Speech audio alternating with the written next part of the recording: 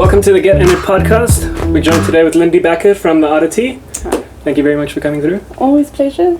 Now, I think I always like to do these things kind of like chronologically.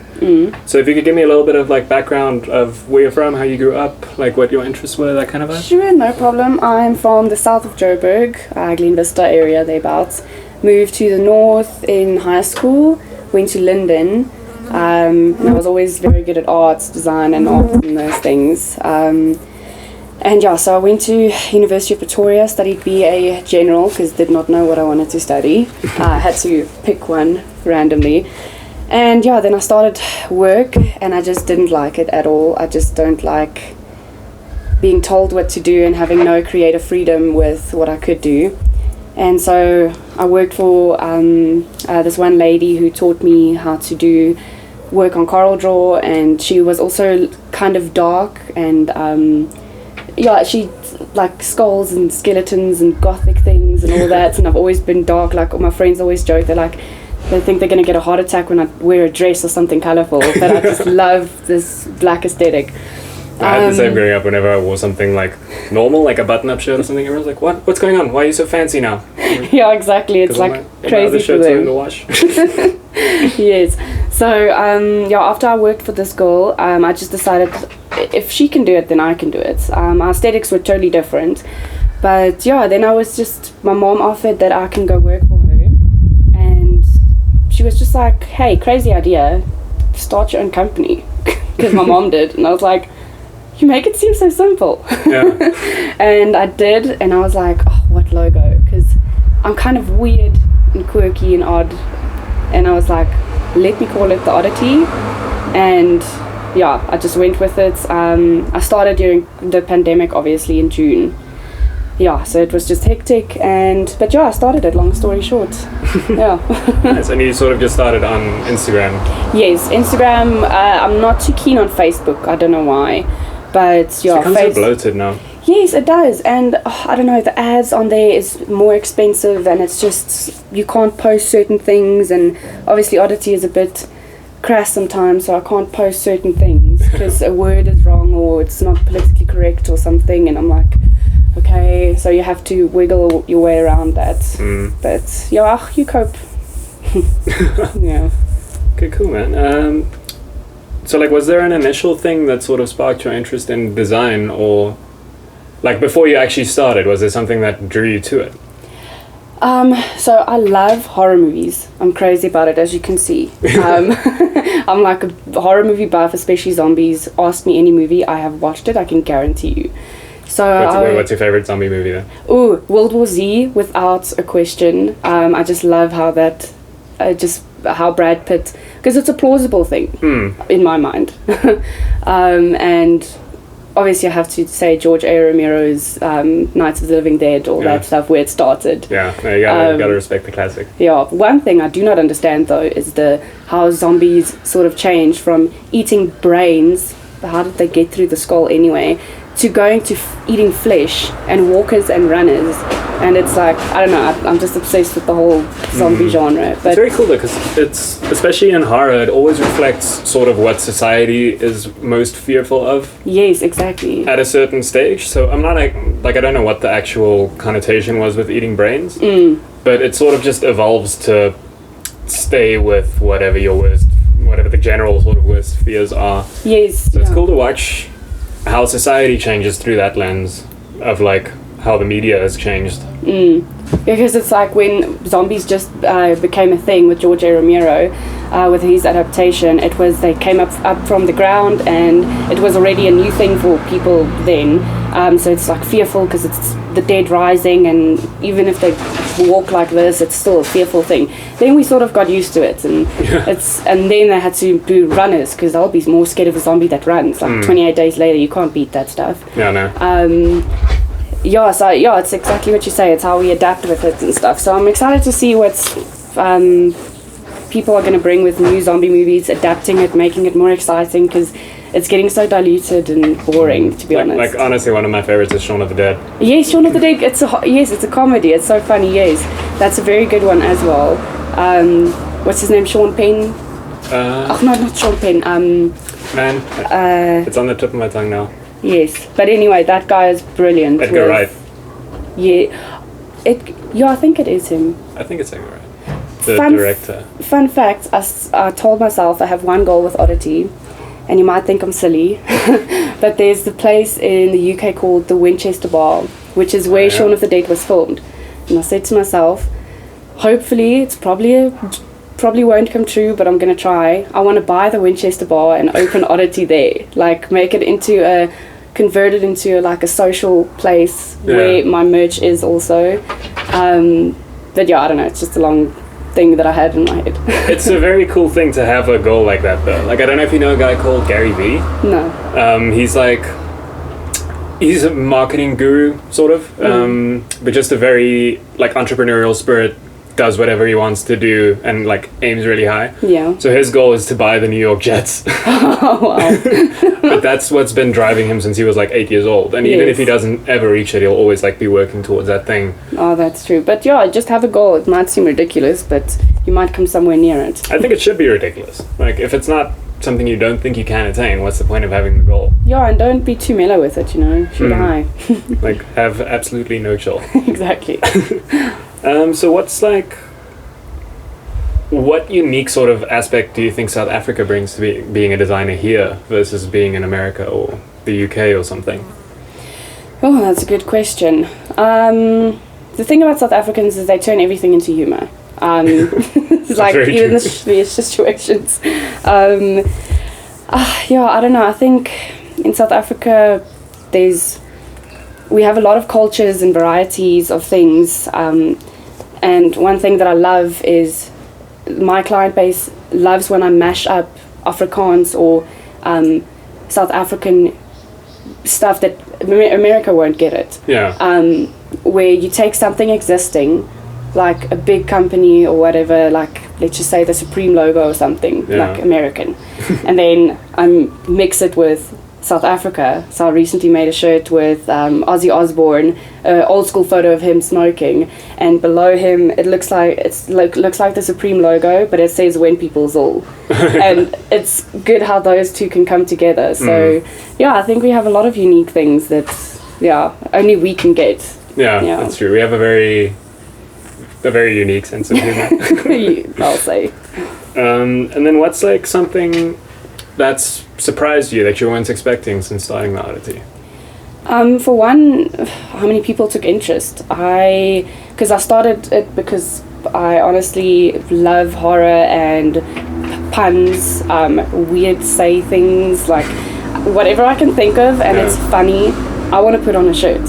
So you're basically just making the shirts that you'd want to wear. Yes, exactly. Because that's what it was. I was like, I keep seeing everything's in America and Etsy and all this, and I'm like, no man, let me do it. And I would love if this and this went together, and it would be so freaking hilarious because I love getting a reaction out of people when I wear the shirt. If you have a laugh, I did my job. And people really, it surprised me how well they took my designs and that they really, really wanted it because it just made their day. That's the best. Like, we have the same thing. If someone comes in and it's their first order and they're so excited because it came out so great, and it's the best feeling. It is. It really is. It makes all the hard work worth it. Exactly. And then sort of similar, but what's something you wish you would have known from the start? A lot of things. For one, how much admin it is, because starting a business is not fun, and I had to register my business as a sole prop, and what usually took 2 weeks now took 3 months because of the pandemic. So that business side of it, but also the designs to keep up with what is relevant, but also I love doing eclectic things, so I might mash something up with old school 90s cartoons like Courage the Cowardly Dog, but mash it up with something that is now very relevant. So my boyfriend keeps telling me, oh, you're on Facebook again, and I'm like, I'm doing research, because I do go through memes and stuff and see what's funny and relevant now. And that's how I get my designs, and I didn't think that I would have to keep it up so often, but I'm getting used to it. But that's something I wish I knew how to do more research and make it easier, and all those things. Okay. I can imagine it like when it comes to memes and things, they move so quick. Yeah, I have to say thank you to Dlamini Zuma for giving me the When People's All. I think a lot of people have benefited off of that one. What are some of your like favorite designs? I have to say, for me, it's the heavy metal unicorn. Oh, really? That one's great. I love it. Thank you so much. Oh, yeah, no, geez. I went stir crazy on Halloween because Halloween's my favorite day of the year, obviously. And I think I pushed out like 3 designs a week because I was just so excited because I had these ideas in my head. But my favorite so far, that is a very difficult one because I love all of them. Right now at the moment, I'm going to have to say it's... So my boyfriend always said him and his brother are from Krugersdorp. And we love to go have a beer every now and then, and we love metal concerts and all that. And they're from Krugersdorp, and they always used to say Pomp, Jol and Kararol. That's very, very South African. So I made a shirt with that. I just love that shirt because it reminds me of me, my boyfriend, our friends, everyone together, metal concert, drunk out of our minds, and just listening to like Lamb of God or whatever the act was that night, and just, I don't know, enjoying yourself. And that shirt really embodies that, and it's the funniest say thing. Obviously some people out there don't like it, but then my brand's not for you. Yeah. Yeah. That's why it's called alternative in the first place. Yes, it's not everyone's cup of tea. It's weird with Krugersdorp and like the smaller towns, because I'm from Bloemfontein, and I was actually in a band with a bunch of people from Krugersdorp in Bloemfontein. Oh, really? But there was like these small sort of South African towns tend to generate these very passionate little music scenes out of themselves, and I feel like a lot of that sort of history just goes to waste.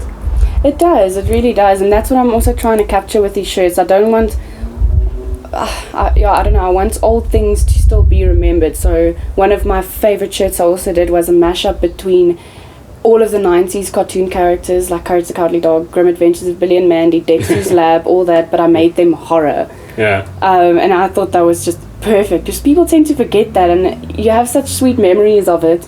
And yeah, it's just when someone sees that shirt and they get that reaction, they're like, oh my gosh, do you remember that? And that's such a cool like reaction to get from it. I remember a while back when the new I think I made a Rocko's Modern Life like movie. Oh yeah. And it just brought back that whole show. Yes. I hadn't thought about it in so long. I was like, I need to go watch Rocko's Modern Life again. Yes, exactly. It just reminds you of those memories. So like you got started sort of in 2019, and then obviously just afterwards the world sort of got changed for the foreseeable future. Yes. What's been sort of the biggest challenge and or surprise that's come because of lockdown?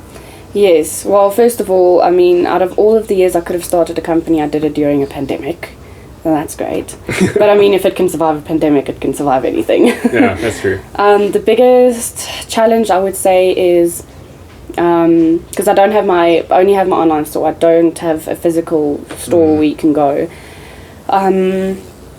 It's been going to shows. So I was planning on going to Comic-Con, but I couldn't. I was accepted, paid everything, but I couldn't because it was online. And I was like, no, I don't want to do it online. It's because most buys at Comic-Con is impulse buys, that's why I wanted to go there.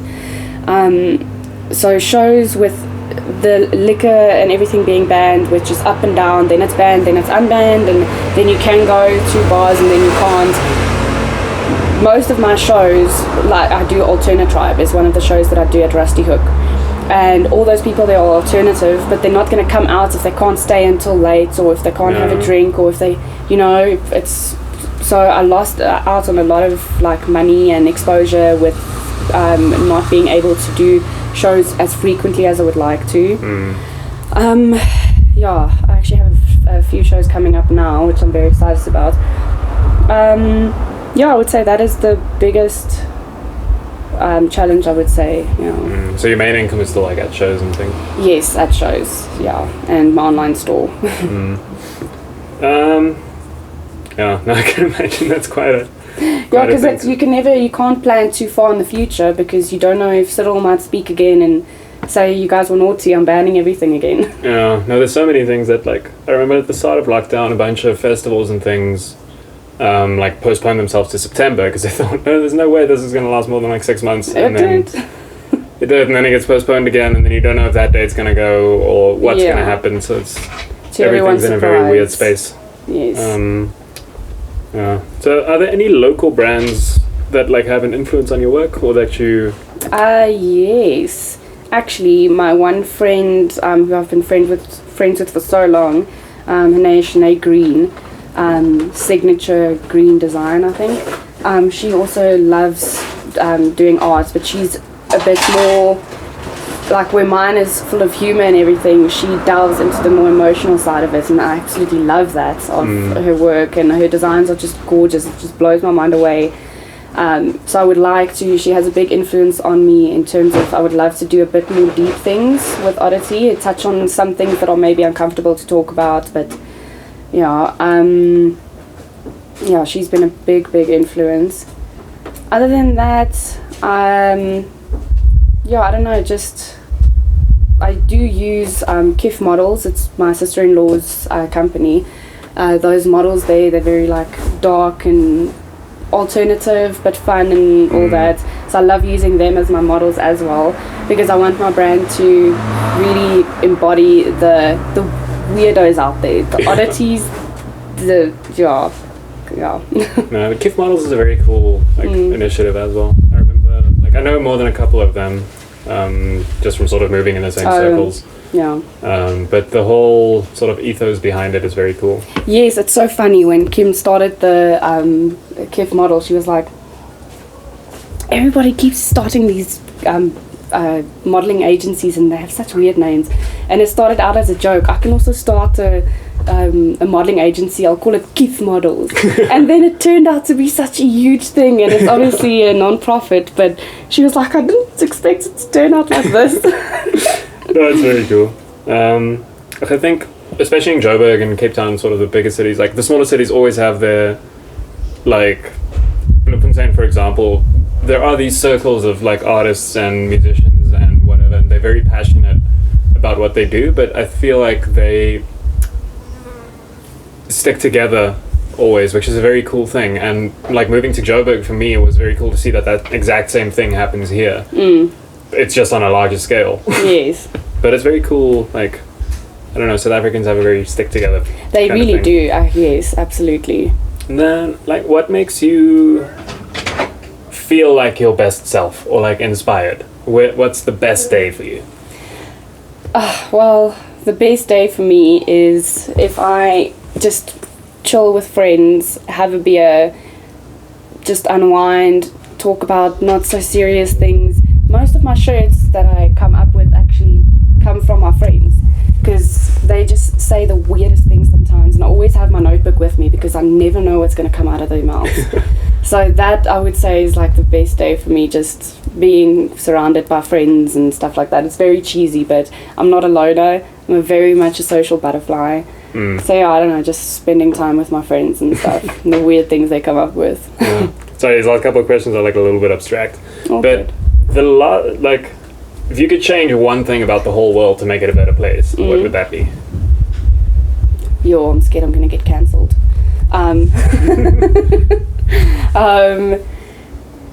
There's a lot of things, but I think the one thing that I can think of now is maybe people really judging people by a book by its cover. Like, people assumption is the mother of all F-ups. And people need to stop assuming things about people. I mean, until you have further evidence or you really know that person. And I think that's why there are such a divide between why people are in a group and they feel they need to protect that little group of them because it's the only people who get them. Yeah. And sometimes we are forced to do that. And that's why I have Oddity. So people that are a bit quirky and weird and the oddball and whatnot can feel safe within the group or whatever. Even though I don't even want it to be a group, I want everyone to be welcome. Yeah. It's because, I was even... A lot of people also assumed things about me when I was younger and all that, and that's why I started this Oddity as well. But yeah, I think if there was less judgment and assumption, people would really be less inclined to have to put a guard up the whole time and all that. Actually, like that. It's interesting that you say that because in a previous podcast we did with Vicky from Shokoloza, Oh yeah. she said that, or she just made an interesting like anecdote where if you're walking in Johannesburg or in Bloemfontein or whatever, you wouldn't just talk to a random person Yeah. in the street ever. But if someone from Cape Town and someone from Bloemfontein meet each other, they're separate. Because I'm from Bloem, you're from Cape Town. Yes, exactly. If those two people are both in Botswana and they run into each other, it's like, oh, we're both South Africans. That's a good way to think of it, yes. And that is kind of one thing. So if my one shirt that started my company, it was the one design, was the When People Zol shirt. I actually have it. And people loved it. And I was like, geez, thank you, Dlamini Zuma. My first shirt selling, so good. And I was like, okay, cool. So then I went online. So my one friend lives in Germany. And he said, listen, I went online and someone stole your shirt. And I'm like, what the hell? Can't believe this. It turns out it was a scam company in America. Oh, yeah. And I got to thinking, what does Americans even know about the shirts? It means nothing to them. So if I was in America and I wore that shirt and I'm South African and another South African walks past me, it's like, I understand that because it's relevant to where we are from. So it creates that sort of kingship thing. No, I had this wild experience. So I was in Venice with my family, and me and my brother were walking in Venice, and we hear someone. We were standing like on a pier kind of thing, and we were speaking Afrikaans to each other, and we used to hear from behind us like, "Ja, maar hoor nou ons metal." It was just this like sort of coloured family from Cape Town, and we had like a 20-minute chat with them, just because they recognised like the language. Because it's not something you would expect there, exactly. No, I love that. It even caught us off guard. Like we didn't really. When you hear it, it took us a while to understand that. Oh, I actually understand these words. Yes, it's like weird. I saw this one video. It cracked me up yesterday on Facebook, and this guy's in Greece, and he's like, so the way they say hello in Greece is yasis. And he's like, yasis. And I just host myself because it's not the same thing there. Though. Yeah, not at all. Cool. Then last one. This is a fun one. If you could have dinner with any three people, dead or alive, fictional or real, who would it be? Oh my gosh, I don't even have to think about this one. So, one of my favorite people ever is Ozzy Osbourne, the Prince of Darkness. I love him. His music saved me from a lot of things. I just love him so much. So Ozzy Osbourne would be one. I respect that. My first tattoo was a black tattoo. Really? Yeah. That's awesome. Yeah, I remember with my high school or my matric dance thing, you rock up with the car and there's a song that plays, like you go to the red carpet thing. Everyone had like songs that year that was like the pumping song and everything. Yeah. I rolled up with Black Sabbath's War Pigs. And That's the best choice. That's the best choice. Yes. Second person, I would say, a little bit more difficult, but I'll have to choose now. Jack Black. Also I love Jack Black. He's the silliest dude ever. Anything he posts is so out of context, so weird, and I love people like that are just so free-spirited, not worrying about anything, not their appearance, not... I just don't know. Unapologetically themselves. Yes, authentically themselves, and I love that about him. Thirdly... I'm just going to say it. Rammstein is one of my all-time favorite bands as well, so I'm going to say Till Lindemann. I always joke, my boyfriend doesn't like this, but it's just an inside joke. So my name's Lindie, obviously, so I call him Till Lindieseman, because I had a crush on that man since like I was yay high, since I started listening to them. Yeah, so Ozzy Osbourne, Jack Black, and Till Lindemann.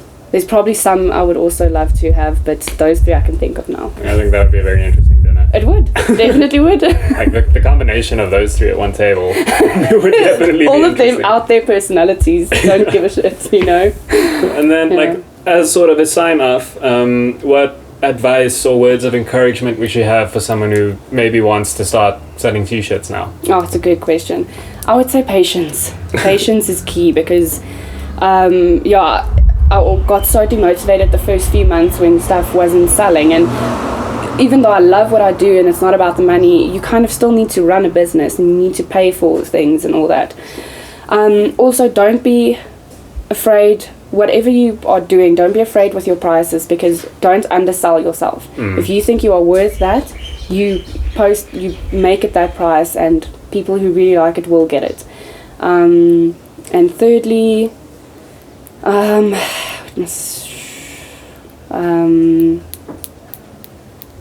yeah, just be patient, man, because that can be so demotivating if you just don't get that clientele that you want, and you get stressed, then you think, is it all worth it? But eventually it hits a snowball thing where it just snowballs. And then you have to be consistent, because if you're not consistent, it's going to die down and it might not ever pick back up again. So just be consistent in what you're doing. Cool. Yeah. Yeah, that's great advice. But thank you so much for coming through. Thank you, I loved it. It was so nice. Awesome.